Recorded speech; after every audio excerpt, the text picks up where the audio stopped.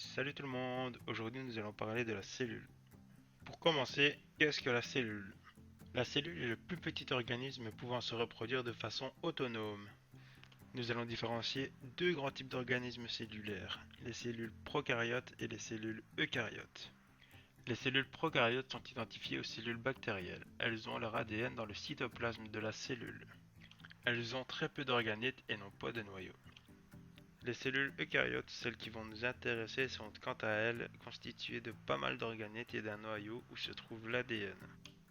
Le corps humain contient plus de 200 types de cellules différentes, associées à des tâches précises. Il existe deux grandes catégories de cellules.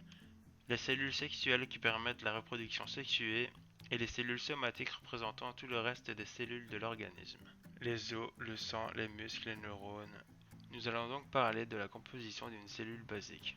Commençons tout d'abord par la membrane plasmique. Elle permet de protéger les organites internes à la cellule et filtrer les molécules dont la cellule a besoin pour son bon fonctionnement.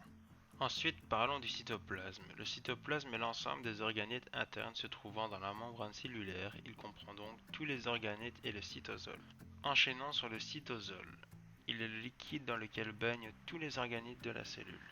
Les mitochondries. Elles sont la principale source d'énergie de la cellule. Le prochain est le plus imposant de la cellule. C'est le noyau. Il contient l'essentiel du matériel génétique. Le réticulum endoplasmique rugueux, ou RER pour les intimes, il permet la synthétisation des protéines grâce au ribosome sur lui et le transport de certaines substances.